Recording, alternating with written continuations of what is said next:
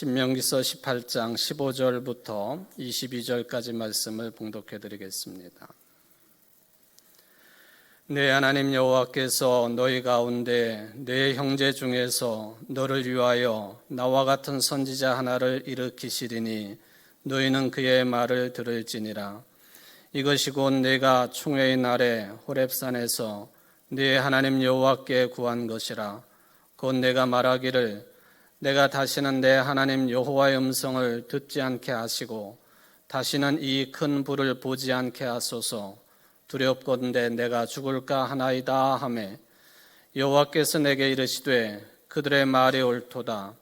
내가 그들의 형제 중에서 너와 같은 선지자 하나를 그들을 위하여 일으키고 내 말을 그 입에 두리니 내가 그에게 명령하는 것을 그가 무리에게 다 말하리라. 누구든지 내 이름으로 전하는 내 말을 듣지 아니하는 자는 내게 벌을 받을 것이요 만일 어떤 선지자가 내가 전하라고 명령하지 아니한 말을 제 마음대로 내 이름으로 전하든지 다른 신들의 이름으로 말하면 그 선지자는 죽임을 당하리라 하셨느니라. 내가 마음속으로 이르기를 그 말이 여호와께서 이르신 말씀인지 우리가 어떻게 알리요 하리라. 만일 선지자가 있어 여호와의 이름으로 말한 일에 증언도 없고 성취함도 없으면 이는 여호와께서 말씀하신 것이 아니요 그 선지자가 제 마음대로 한 말이니 너는 그를 두려워하지 말지니라. 아멘. 이는 하나님의 말씀입니다. 하나님께 감사합니다. 성경 말씀 가운데에는 우리의 입과 또 혀에 관한 말씀들이 굉장히 많이 나와 있습니다. 구약 성경의 잠언서 15장에 보면은 이런 내용들이 있습니다. 유수한 대답과 과격한 말, 지혜 있는 자의 혀와 미련한 자의 입, 온순한 혀와 패역한 혀, 지혜로운 자의 입술과 미련한 자의 입, 이런 표현들이 나와 있습니다. 잠언뿐만 아니라 성경 말씀과 함께 유대인들이 많이 읽고 있는 책인 탈무드에도 이와 비슷한 종류의 격언들이 많이 등장을 합니다. 압도적인 내용이 역시 입과 혀에 관한 격언이 되겠습니다. 즉 말에 관한 금언들이 많이 나오고 있습니다. 예를 들면은 현명한 사람은 자기의 눈으로 본 것을 남들에게 이야기하고 어리석은 사람은 자기 귀로 들은 것을 이야기한다. 그대 혀에 뼈가 없음을 기억하라. 물고기는 언제나 입으로 걸린다. 인간도 역시 입으로 걸려든다. 하다못해 중매에 관한 이야기도 있습니다. 거짓말을 하지 않으면 중매가 성립되지 않는다 하는 그런 이야기도 기록이 됩니다. 한결같이 우리 입을 통해서 하게 되는 언어 생활에 대한 주의와 또 가르침들의 내용들이 되겠습니다. 우리나라 한반도의 생김새를 어떤 사람들은 토끼 모양 같다고 그러기도 하고 또 어떤 사람들은 호랑이가 웅크리고 앉아있는 모습 같기도 하다, 그렇게 이야기들을 합니다. 아마 후자 쪽을 더 선호하는 경향성이 있다고 보여집니다. 사진을 보면은 이스라엘이라고 하는 나라가 어떤 모양으로 생겼는지를 살펴볼 수가 있겠습니다. 똑같은 이스라엘이지만 색이 다르게 표현이 되어 있죠. 저 색은 1946년, 1947년, 1967년, 그리고 2010년 지금 이스라엘 땅의 상황을 반영해주고 있는 그런 색의 대비가 되겠습니다. 뭐냐 하면 녹색이 가장 크게 표시되어 있는 1946년 팔레스타인 사람들의 땅이었다, 그런 뜻입니다.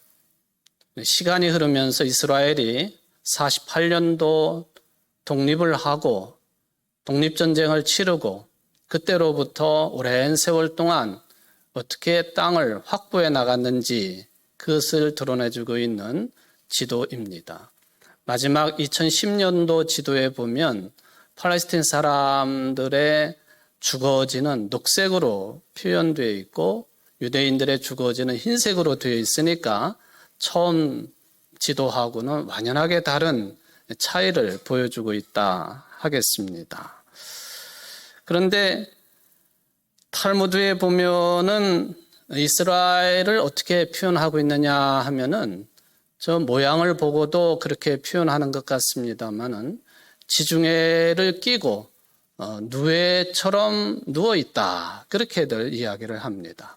이스라엘 땅 모양이 누에와 같다 그런 이야기죠. 그래서 탈무드에 보면은 이런 이야기가 있습니다. 이스라엘은 언제나 입을 움직이고 있는 누에다 그런 표현이 있습니다. 입을 항상 움직이고 있는 누에. 누에 어려서부터 보신 분들 잘 이해가 되실 수 있겠습니다. 누에는 고치가 되기 전까지 뽕잎을 계속해서 갉아먹으면서 성장하지 않습니까? 잠시도 쉬지 않고 뽕잎을 갉아먹고 이제 고치가 되는 과정을 그렇게 밟아갑니다. 이 이스라엘이 누에와 같다라고 하는 이 말을 세 종류의 내용으로 해석을 해볼 수가 있겠습니다. 지금 보시는 제가 설명을 해드린 것처럼 마치 누에가 뽕잎을 갉아먹는 것처럼 녹색의 뽕잎을 갉아먹듯이 유대 사람들이 이스라엘 사람들이 팔레스틴 땅을 야곱야곱 차지를 했다. 이게 지금 지도를 보면서 우리가 내릴 수 있는 그런 평가가 되겠습니다. 하나의 해석이죠. 두 번째, 이스라엘이 누에 같다라고 하는 말은 누에가 항상 입을 움직인다라고 하는 것을 빗대어서 유대 민족은 언제나 기도하는 민족이다. 이제 이것을 아주 좋게 해석을 해주고 있는 해석이 되겠습니다. 그런데 탈무드에서 이스라엘은 누에와 같다라고 하는 이 말의 본래의 뜻은 뭘까? 세 번째 해석이 거기에 아주 유효한 해석이 될 수가 있겠습니다. 누에가 언제나 뽕잎을 갉아먹는 것처럼 입을 움직인다고 하는 것은요, 잠언 15장 말씀 또 그 외에 탈무드에서 입과 혀에 관한 말씀들이 많다 했습니다마는 이 말의 원래 뜻은 유대인들은 언제나 말이 많다 그런 뜻입니다. 말이 많다. 수다를 잘 떤다. 뭐 그런 이야기죠. 말을 잘한다라는 개념도 있겠는데 이 같은 말이 많다 하는 그런 이야기가 되겠습니다. 이게 이제 그 적절한 해석이라고 하는 그 이야기는 바로 이스라엘은 마치 누에와 같다라고 하는 이 탈무드 이야기 뒤에 어떤 말이 나오고 있느냐 이걸 살펴보면은 이 말이 많은 민족을 표현하는 것이다라는 것을 받아들일 수가 있겠습니다. 좀 전에도 제가 비슷한 표현을 썼습니다마는 이스라엘은 누에와 같다라는 말 뒤에 이런 말입니다. 한 번 입으로 낚인 물고기는 다시 바늘에 걸리지 않으나 어리석은 인간은 금방 또다시 입 때문에 걸려든다. 그렇게 말이 이어지고 있다는 것이죠. 그러니까 이스라엘은 누에와 같다라고 하는 말 세 종류의 해석이 있겠지만은 마지막 해석이 적절하다 하는 것은 그 뒤에 그에 따른 말이 나와 있기 때문에 그렇다 하는 것이죠. 누에가 끊임없이 입을 움직이는 것처럼 말을 많이 하는 민족, 그게 이스라엘이다 그런 뜻이죠. 이제 내년 봄에 우리나라 아주 큰 선거가 있지 않습니까? 후보들이 존재를 드러내기 위해서 열심히 움직이고 있습니다. 어떤 분이 대통령이 될 것인가 지대한 관심이 있을 수밖에 없습니다. 바라기는 국가를 위해서 국민들을 위해서 올바른 정책, 바른 정책을 수행할 수 있는 사람, 또 훌륭한 인품을 소유한 분이 되기를 당연히 바랍니다. 만약에 우리 국민들이나 또는 후보들이 미움의 마음이나 억하심정이나 보복심리를 갖고 내가 이런 일을 해보겠다, 그 잘 정리가 되었으면 좋겠습니다. 어쨌든 후보가 되면은 아주 강한 검증 단계를 거쳐야 됩니다. 다양한 분야의 정책 검증이 필요한 것이고 또 중요해요. 대통령이 되어서 그 정책을 밀고 나갈 것이기 때문에 그렇습니다. 그러다가 보니까 이런 과정 속에서 말 때문에 생긴 문제가 요즘에 계속 화제가 되고 있지 않습니까? 이제 그런 모습들 야당이든 여당이든 할 것 없이 후보들의 그런 모습들을 보면서 차라리 말을 하지 말고 가만히나 있으면 좋았겠다. 솔직히 그런 생각 들기도 합니다.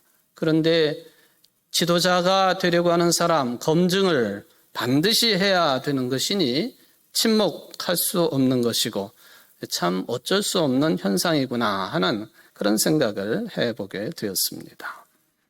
침묵한다고 하는 것, 종교적으로도 매우 중요한 수행 방법이 되겠습니다. 불교에 예를 든다면은 겨울, 여름으로 이제 수행하는 스님들이 또 수행자들이 겨울에는 동안거, 여름에는 하안거 3개월씩 그렇게 안거 생활을 하게 됩니다. 이 안거라고 하는 이 범어, 산스크리트어의 원래의 뜻은 비 오는 때를 말하는 거예요. 그러니까 안거에 말하자면은 바르사, 안거를 비 오는 때 한다, 그 뜻이죠. 이 비가 많이 오는 때는 다양한 생물들이 활발하게 활동을 하는 때이기 때문에 수행을 한다고 밖에 돌아다니다가 생물들을 죽이거나 다치게 할 가능성이 다른 때보다 훨씬 크니 오히려 이런 때에 가만히 앉아서 침묵으로 수행하고 또 앉아서 수행하고 면벽대좌를 하고 이런 것이 훨씬 더 낫다 하는 차원에서 인도에서부터 시작된 안거가 겨울이 있는 우리나라로 오면서 겨울에 동안거를 3개월 하고 여름에 하안거를 3개월 하고 그렇게 하는 것 아닙니까? 몇 안거를 낳느냐, 몇 번의 안거를 했느냐, 그러니까 1년이면 6개월이지 않습니까? 거기에 따라서 승려의 수행 이력이 붙기도 하는, 즉 평가의 기준이 되기도 한다 하는 것입니다. 불교에만 이런 침묵 훈련이 있는 것이 아니라 우리 가톨릭에도 이런 것은 강한 신앙적인 흐름으로 남아 있습니다. 소위 말하면 피정이라고 하는 제도가 되겠습니다. 물론 피정이라고 하는 제도가 기독교 이전에도 있던 개념이기는 합니다만은 복음서에 보면은 예수님께서 공생애를 시작하시기 전에 40일 동안을 이 마귀의 유혹을 받으시고 광야에서 금식하시면서 시험 당한 기록이 있지 않습니까? 이 40일 동안을 예수님의 제자들이 따르고 또 그 뒤에도 예수 믿는 사람들이 예수님과 똑같이 금식을 하거나 또 수행을 하는 그런 방법 중에 하나로 택한 것이 이제 피정이라고 하는 모습으로 나타나 있기도 합니다. 우리 개신교에서는 잘 볼 수 없는 그런 현상이기는 합니다만은 현재 교회법상으로도 성직자들은 3년에 한 차례씩 또 수도자들은 최소한 1년에 한 차례씩 이 피정에 의무적으로 참여를 하도록 되어 있습니다. 바로 이 피정의 기본적인 그 방법이 뭐냐 하면은 침묵하는 거예요. 고독을 유지하는 거예요. 그런 중에서 기도하고 묵상하고 성경을 읽고 성무일도를 하고 독서를 하고 하나님과의 1대1의 관계를 더욱 돈독히 하는 그런 시간이 피정이라 주요한 방법이 침묵입니다. 이게 아주 중요한 내용이 되겠습니다. 공영방송 중에 하나인 KBS의 방송 프로그램 중에 이 김창옥 씨라고 하는 소위 말하면 소통 전문가가 출연을 한 적이 있었습니다. 이분 우리 어머니들이 굉장히 좋아하는 분인 것 같아요. 그냥 뭐 재미있게 강의도 하고 또 얼마나 잘 웃기는지 목사인 제가 들어도 그냥 넋을 잃고 들을 수밖에 없는 그런 명강연자가 아주 또 여성스러운 그런 제스처를 가지고 목소리를 가지고 강연을 하지요. 한 달에 47번 넘게 강연을 하기도 했다고 그럽니다. 그러니까 하루에도 몇 차례씩 강연을 했다는 것이죠. 그런데 어느 날 그에게 정신적인 문제가 발생을 했습니다. 남을 즐겁게 하고 기쁘게 하고 눈물을 흘리게도 만들고 하는 자기 자신에게 이 정신의 문제가 발생했다고 하는 것을 다른 사람들에게 말하는 것이 두려웠고 너무 창피했습니다. 자기가 언제나 소통에 대해서 얘기를 하는 사람인데 자신에게 문제가 이렇게 생겼다고 하는 것을 차마 말할 수가 없었습니다. 근데 그런 이야기를 눈치를 채고 어떤 사람이 가톨릭의 신부를 소개를 해 주었습니다. 가서 상담을 좀 받아보라고 성직자를 소개를 받았습니다. 신부를 찾아가지고 말을 합니다. 제가 다른 사람들을 재미있게 하는 말을 하는 직업인인데 그런데 내가 사는 게 재미가 없습니다. 이해가 되지 않잖아요. 이것은 그 어떤 얘기냐면은 영혼의 만족을 주기 위해서 설교를 하는 목사가 저는 영혼의 만족이 없습니다. 말하는 거랑 똑같은 거예요. 다른 사람들을 재미있게 해줘야 되는데 강연을 통해서 내가 삶이 재미가 없습니다. 어떻게 해야 될지 모르겠습니다. 그 신부가 조용히 눈을 감고는 한마디 합니다. 침묵을 배우세요. 아니 신부님 침묵을 배우라니요. 나는 말을 해야 되는 강사인데 그랬더니 신부가 이런 말을 합니다. 사람의 말의 힘이 뭔지 아십니까? 그는 지식하고 침묵의 힘입니다. 근데 요즘은 지식으로만 말을 해요. 그렇게 지적을 했습니다. 그럼 제가 어떻게 해야만이 침묵을 배울 수 있겠습니까? 그 신부가 이 김창옥 씨에게 프랑스의 수도원을 들어가라고 안내를 해줬습니다. 그래서 그의 겨울에 프랑스 수도원을 찾아갔습니다. 수도원을 가면은 침묵이 유지가 돼야 되지 않습니까? 물론 아예 말을 하지 않는 것은 아닙니다. 일상적인 꼭 필요한 말만 하는 그것도 소곤소곤 크게 떠들지 않고 말을 하는 소침묵이 있고 저녁 8시경부터 다음날 아침 8시까지는 아예 아무 말도 하지 아니하는 대침묵이 있습니다. 그런데 이 사람은 누구하고도 대화가 통하지 않나요? 그러니까 낮에도 대침묵, 밤에도 대침묵, 하루 종일 말을 할 수가 없어요. 일주일이 지나니까 굉장히 불안해졌습니다. 매일 또는 하루에도 몇 번씩 사람들에게 강연을 하며 지냈던 사람인데 갑작스럽게 말을 한마디도 하지 않게 되니까 편한 게 아니라 굉장히 불안해졌습니다. 쉬라고는 하는데 어떻게 쉬어야 되는지 모르겠어요. 내가 지금 뭘 하고 있는지. 그러던 어느 날 수도원을 벗어나서 한적한 포도원 밭에 앉아 있었는데 그러는 중에 그가 지금까지 살아온 시간이 주마등처럼 쭉 흘러가기 시작을 했습니다. 그가 지금 말하는 직업을 가진 사람이지만 그는 한 번도 말을 잘하고 싶었던 적이 없었다고 합니다. 그는 오히려 노래를 잘하거나 또 연기를 잘하고 싶었습니다. 그런데 왜 내가 원하는 건 안 될까? 다른 사람들이 나를 볼 때는 화려하고 그럴싸하게 보이지만은 참 내 인생이 좀 그러네. 그렇게 주마등처럼 떠오르는 자기의 일생을 되짚어보면서 생각을 하고 있는데 자기의 오른쪽 위에서 소리 없는 말소리가 들렸다고 합니다. 그래, 여기까지 참 잘 왔다. 누가 말하는 소리인지 몰랐지만은 명확하게 들었다고 그럽니다. 그래, 너 여기까지 참 잘 왔다. 그 소리를 듣고는 눈물이 쏟아지기 시작을 했다고 합니다.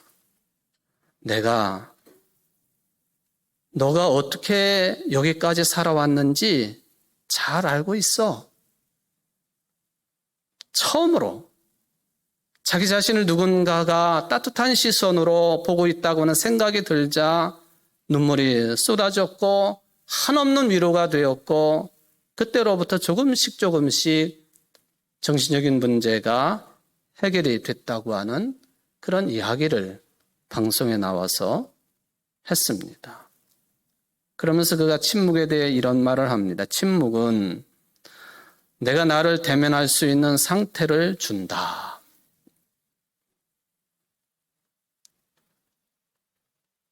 또 같은 가톨릭에 관한 이야기입니다마는 우리들도 신학 공부하는 것처럼 신부가 되기 위해서는 신학교육 과정을 이수를 해야 됩니다. 다 기숙사에 들어가서 공동체 생활을 합니다. 이 신학교 생활의 특징의 한 가지가 뭐냐 하면은 침묵입니다. 좀 전에 말씀드렸던 것처럼 꼭 필요한 말만 아침부터 낮 동안 하는 소침묵이 있고 저녁 8시부터 아침 8시까지는 대침묵, 아예 한마디도 해서는 안 되는 거예요. 한 방에 여러 명이 같이 방을 써도 그거는 이 규칙은 적용이 됩니다. 그렇게 한 7년 정도를 생활을 합니다. 매우 중요한 경험이지요. 침묵 속에서 내면을 정화할 뿐만 아니라 하나님과 더욱 친밀해질 수 있는 기회를 더 많이 갖는 것입니다. 또한 기술적으로 보면은 나중에 신학을 전공하고 신부 서품을 받고 이제 신부 노릇을 할 때에 교인들로부터 받는 중요한 일이 있습니다. 고해성사를 받습니다. 교인들이 자신의 죄를 신부를 통해서 하나님 앞에 고하는 것이죠. 이게 고해성사입니다. 그런데 이 고해성사는 누가 어떤 말을 했든지 간에 이 신부는 죽을 때까지 그 비밀을 지켜야 되는. 그런데 그 훈련을 어떻게 하느냐? 소침묵, 대침묵을 통해서 배우는 거예요. 하루에 반 정도를 침묵을 하는 이 훈련을 7년, 10년 하다가 보면은 고해성사에 대한 비밀도 자연스럽게 지켜지게 된다 하는 그런 이야기를 들은 적이 있습니다.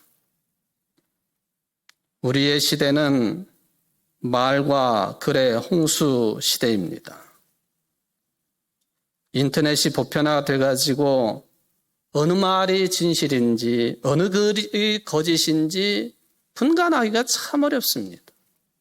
거짓 뉴스는 왜 그렇게 많이 양산이 되고 있는지 모르겠습니다. 많은 경우에 사람들이 자기가 들은 이야기, 읽은 글, 무엇이 진실이고 거짓인지 구별하려고 노력하지 않습니다. 그저 나에게 유리한 쪽이 진실이라고 생각하는 경향성이 강하다는 거예요. 이게 크나큰 문제입니다. 어떤 글을 읽든지 어떤 말을 듣든지 성숙하게 잘 판단해야 됩니다. 오늘 신명기의 내용도 그런 내용이 흐름이 있어요. 선지자로부터 하나님 말씀을 들을 때에 이 말씀이 하나님의 말씀인지 아닌지를 구별해라 하는 거예요. 이거는 선지자의 책임도 있지만 말을 듣는 사람들에게도 책임이 있다는 거예요. 그게 오늘 신명기서가 강조하고 있는 내용의 일부분입니다. 말에 관해서는 이렇게 우리가 성경의 내용으로 들어가 보면은 선지자들의 역할을 생각하지 않을 수가 없습니다. 그래서 오늘 본문에 소 제목에 달려 있는데 선지자를 일으킬 약속이라고 하는 제목입니다. 신명기서 자체가 모세가 이스라엘 백성들이 가나안 땅에 들어가기 직전에 마지막으로 행했던 말씀들의 모음집이 신명기입니다. 그 중에서도 핵심적인 게 뭐냐 하면은 선지자에 관한 내용입니다. 하나님의 말씀을 전하는 선지자에 관한 내용, 이게 핵심이에요. 모세도 그 역할을 충실하게 감당했습니다. 어느 때는 힘들고 포기하고 싶고 또 돌에 맞아 죽을 뻔한 그런 적도 수없이 많았지만은 끝끝내 하나님의 말씀을 백성에게 전하는 이 선지자의 역할을 충실하게 감당한 사람이 모세였습니다. 모세는 이스라엘 역사에서 유일하게 하나님을 대면한 사람으로 인정을 받는, 누구도 모세를 피적할 만한 사람이 없는 거예요. 그런데 이제 모세가 사라지고 나면 모세는 가나안 땅에 못 들어가지 않습니까? 모세가 죽고 나면 이 역할을 누가 하느냐? 이게 모세도 중요한 관심사였고 백성들에게는 더더욱이나 중요한 관심사였습니다. 그때에 모세가 하나님의 말씀을 전합니다. 하나님께서 너희들에게 선지자를 세워주실 것이다.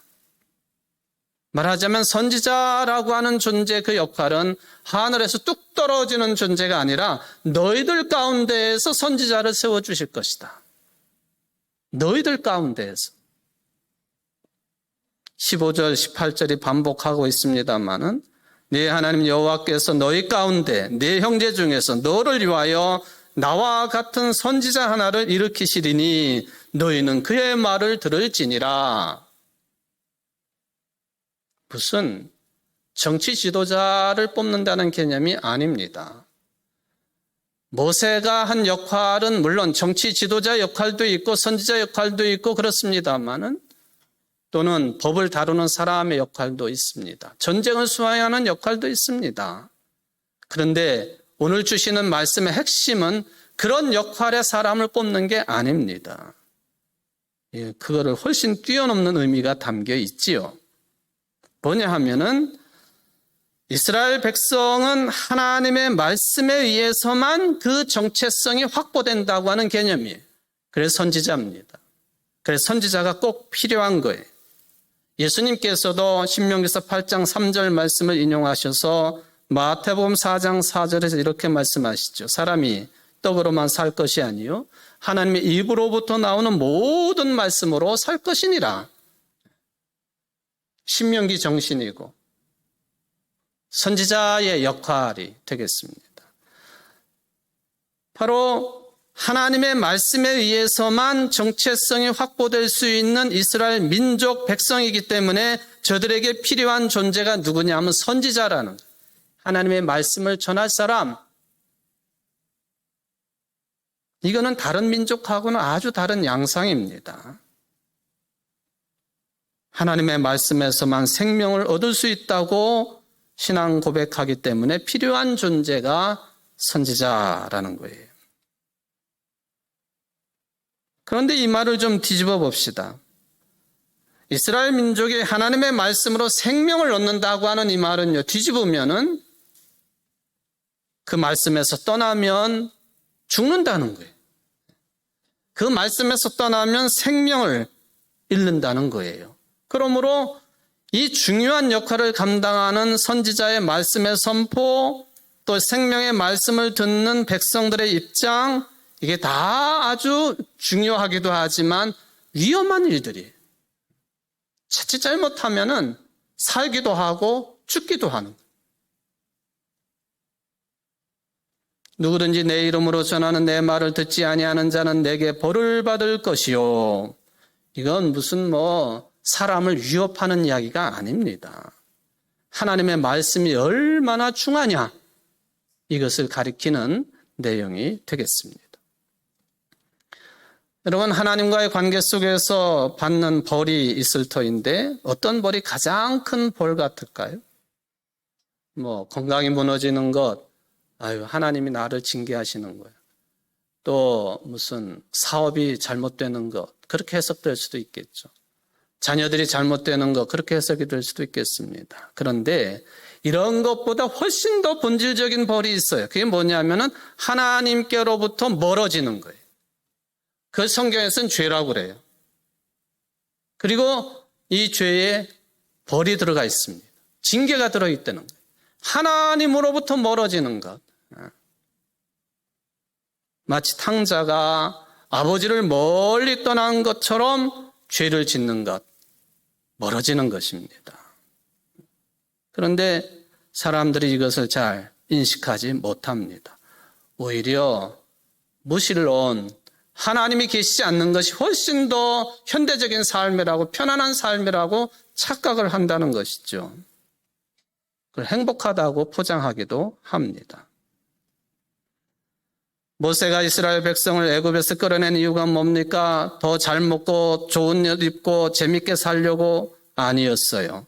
하나님의 말씀에 귀를 기울이려고, 또한 하나님께 더 가까이 다가서려고 하는 목적으로 출애굽을 시키는 지도자가 되었습니다.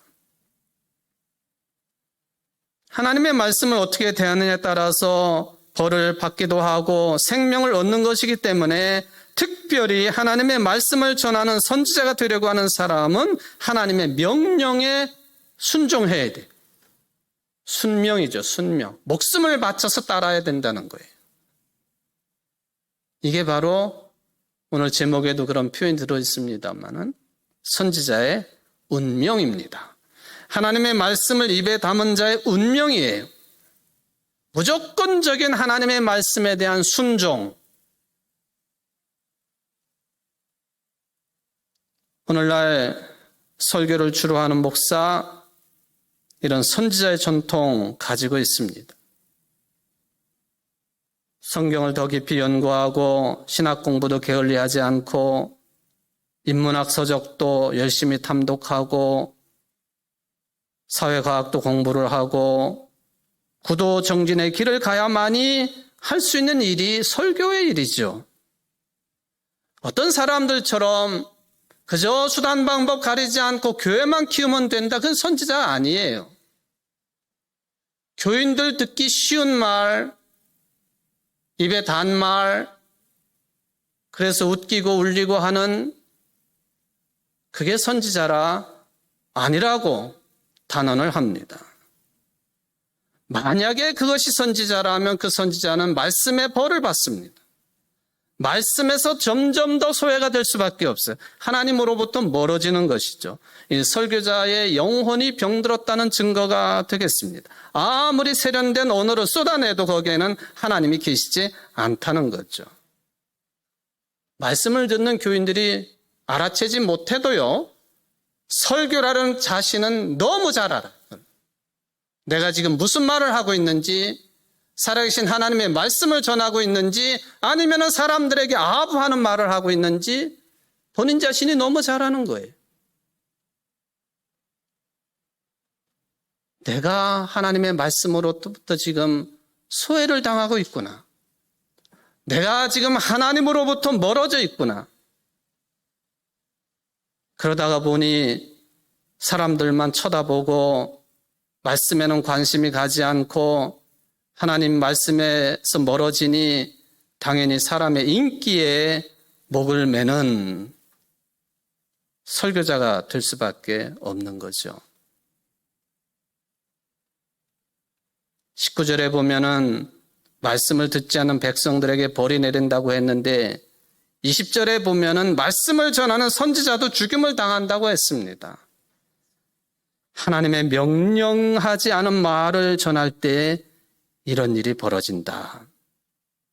하나님의 말씀이 전해지지 아니하는 침묵이 닥쳐온 현상입니다. 이스라엘 역사 가운데도 보면 오랜 기간 동안에 하나님의 말씀이 전해지지 않는 침묵의 때가 있었습니다. 그게 바로 구약 성경의 마지막 책인 말라기서고 신약 성경의 처음 책인 마태복음인데, 여러분들 성경을 읽으면서 말라기서 마지막을 읽고 마태복음으로 장을 넘기는데 책장 하나 탁 넘기면 1초도 안 걸려요. 그런데 말라기라는 선지자가 활동을 한 그 뒤로부터 예수님보다 6개월 앞서서 태어난 세례자 요한이 활동한, 구약시대의 마지막 선지자라고 불리우는 세례 요한이 활동한 그때까지 기간이 400년이에요. 그동안에는 선지자가 없었어요. 즉 하나님의 말씀이 선포되지 않았습니다. 하나님이 침묵하신 때예요. 왜 선지자가 없었겠습니까? 선지자가 있었죠. 하나님에게서 멀어진 선지자, 하나님 말씀으로부터 멀어진 선지자가 있었기 때문에 그 기간 동안에는 하나님의 말씀이 침묵의 시간이라, 그래서 그 시간을 신구약 중간기라 그렇게 부르기도 합니다. 하나님께 400년간 침묵하신 시간이라는 거예요. 말라기 선지자가 이스라엘 백성들이 무슨 생각을 했는지 이렇게 표현합니다. 말라기서 2장 1장 2절에 주께서 어떻게 우리를 사랑하셨나이까? 하나님이 우리를 사랑하셨다고요? 어떻게 사랑하셨습니까? 그게 말라기의 내용이에요. 그런데 400년이 지나고 예수 그리스도의 복음의 말씀이 선포가 됩니다. 요한복음 3장 16절 하나님이 세상을 이처럼 사랑하사 독생자를 주셨으니, 주님께서 어떻게 우리를 사랑하셨습니까? 한번 증거해 보십시오. 증명해 보십시오. 증거를 대십시오. 그런데 400년이 지난 뒤에 하나님이 세상을 이처럼 사랑하사 독생자를 주셨으니, 저는 생각할 때에 선지자가 있으나 마나한 이 400년 기간 동안 이스라엘 백성들이 하나님이 어떻게 우리를 사랑하셨느냐고 따져 물으셨을 때 하나님은 이 기간 침묵하시면서 또 다른 준비를 하신 분이시다 하는 것입니다.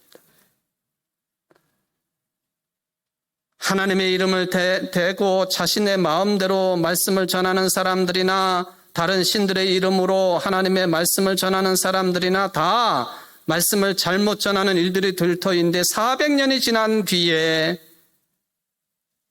이런 놀라운 역사, 복음의 역사 하나님께서 일으켜 세워주셨습니다. 오늘날 선지자 역할을 감당하고 있는 설교자들뿐만 아니라 교회 공동체 모두에게 해당이 되는 말씀입니다. 오늘날 교회는 세상에서 하나님의 말씀을 제대로 전하고 살아야 할 선지자의 역할을 하는 존재, 공동체라고 하는 거예요. 어떻게 하나님의 말씀을 대하는가? 거기에 따라서 우리도 세상도 생명을 얻을 수도 있고 죽을 수도 있다는 거예요. 깨어있는 영성이 얼마나 필요한지 끊임없이 우리 스스로에게 자문해야 될 내용이라고 생각을 해봅니다. 그런 차원에서 우리 교회를 포함하여 저를 포함하여 한국의 교회들이, 한국의 설교자들이 정말로 이 사명을 잘 감당하고 있는지, 하나님의 말씀에 근거한 생명의 삶을 우리가 붙들고 살아가고 있는지, 코로나19라고 하는 이 시절에 교회가 사회로부터 민폐 집단으로 욕을 먹고 있다는 사실은 도대체 무엇을 말하고 있는 것인지,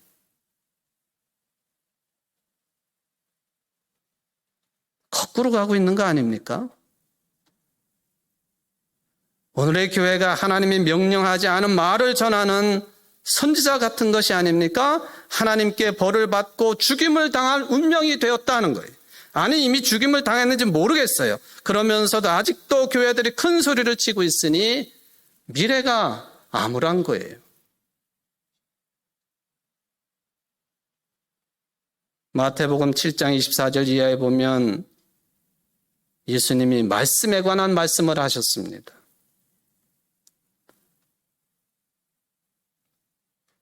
말씀대로 하는 사람은 반석 위에 집을 지은 슬기로운 사람과 같지만은 말씀을 듣고도 그대로 행하지 않은 사람은 모래 위에 집을 지은 어리석은 사람과 같다는 이야기를 말씀하셨습니다. 여기서 주목해야 될 것은 선지자의 역할과 매치를 시켜야 되겠습니다만은 이 예수님의 말씀을 들은 사람들의 반응이었습니다. 예수께서 이 말씀을 마치시니 우리가 그의 가르침에 놀랐다. 예수께서는 그들이 율법학자들과는 달리 권위 있게 가르치셨기 때문이다. 사람들이 놀랐습니다. 감동했다는 이야기죠. 왜 그렇게 놀라며 감동했을까? 권위 있게 가르쳤다고 하는 것은 가르치는 방식 자체가 달랐다는 거예요. 그런데 그것보다도 더 중요한 것은 예수님의 말씀은 당신의 삶과 일치가 되었기 때문에 놀라는 거예요. 이게 선지자의 역할입니다. 교인들의 역할입니다. 예수님의 말씀은 삶으로부터 배어나오는 진정성을 가지고 있었습니다. 언행일치였습니다.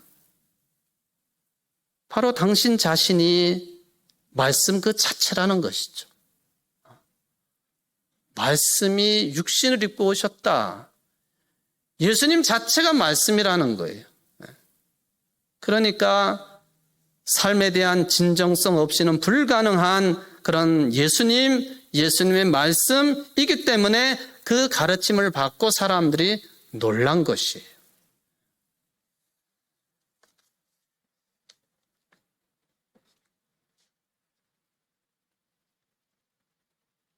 말씀을 선포하는 사람들, 내 말을 믿고 따르라고 내세우면서 강요하는 권위가 아니라 진실을 깨우치게 하는 말씀의 의미 그 자체로 권위를 지니는 이 하나님의 말씀을 선지자들이 어떻게 선포를 할 수 있을 것인지, 이게 중요한 문제입니다. 또 말씀을 듣는 사람들 입장도 있습니다. 아무리 진실을 깨우치는 말씀이라도 청중이 호응하지 않으면 죽은 말이에요. 예수님의 가르침이 율법학자들의 가르침과 다르다는 것을 아는 청중이 있기 때문에 예수님의 말씀은 진정으로 권위 있는 말씀이고 살아있는 말씀이 됩니다. 말씀에 대한 갈망이 우리에게 정말 있느냐? 그거에 따라서 예수님이 주신 말씀이 권위 있는 말씀이 되기도 하고 그렇지 않기도 하다 하는 것입니다. 탈진실의 시대라고 일컬어질 만큼 가짜뉴스 빈말이 난무하는 오늘의 세태, 오늘 신명기의 말씀, 예수님의 말씀은 더욱 특별한 의미를 가지고 있다고 생각합니다. 말이 난무하는 이 세상 속에서 빈말, 거짓말, 이 진실을 헤아릴 수 있는 지혜가, 믿음이 여러분들에겐 참 필요합니다. 당연히 말씀을 전하는 자가 바르게 말씀 전하는 건 그건 뭐 더 말할 나위가 없습니다. 말이 삶의 진실과 괴리가 되면은 권위는커녕 상처를 입히는 칼이 되고 사람을 죽이는 독이 되게 마련입니다. 이거를 성숙한 신앙을 가지고 우리는 분별할 수가 있어야 되겠습니다. 무엇보다도 사랑하는 성도 여러분, 여러분의 말과 삶이 예수님을 닮아서 진실하기를 간절히 바랍니다. 정치인들에게만 그걸 요청하지 마십시오. 우리 그리스도인들이 그래야 됩니다. 예수 믿는 사람들이, 목회자들이 쓸데없이 말을 많이 하고 사회를 혼란스럽게 만들고 거기다 더 나아가지고 거짓말까지 하고 가짜 뉴스를 양산하는 그런 세태가 되었다고 한다면 침묵의 시간입니다. 하나님이 침묵하시는 거예요. 그래서 저는 믿습니다. 400년간의 하나님의 침묵이 하나님이 세상을 이처럼 사랑하시는 그 기간이었던 것처럼 우리 민족을 사랑하시는 하나님께서 한국의 교회들을, 한국의 설교자들을, 한국의 교인들을 말과 삶이 일치를 이루는 그런 삶으로 이끌어 가실 줄 믿습니다. 이게 희망입니다. 사랑의 하나님 아버지, 감사를 드립니다. 오늘 신명기서의 말씀, 예수님의 말씀 읽고 들었습니다. 도대체 강단에 쏟아지는 말씀이 진실된 하나님의 말씀인지, 설교하는 자들, 내가, 설교를 듣는 성도들, 그리스도인들이 진리를 발견하고 분별할 수 있는 성숙한 입장에 놓여 있는지, 아니면 아무리 많은 말을 떠들어도 400년 기간 하나님의 침묵의 시간을 보내는 것처럼 그런 때를 어거지로 보내고 있는 것인지, 우리 자신을 돌아볼 수 있는 살아있는 신앙인들이 되게 하시고 말씀을 통하여 영원한 생명을 누리기에 부족함이 없는 우리 청주제일교회 모든 성도들이 될 수 있도록 축복하여 주옵소서. 예수님의 이름으로 간절히 기도하옵나이다. 아멘.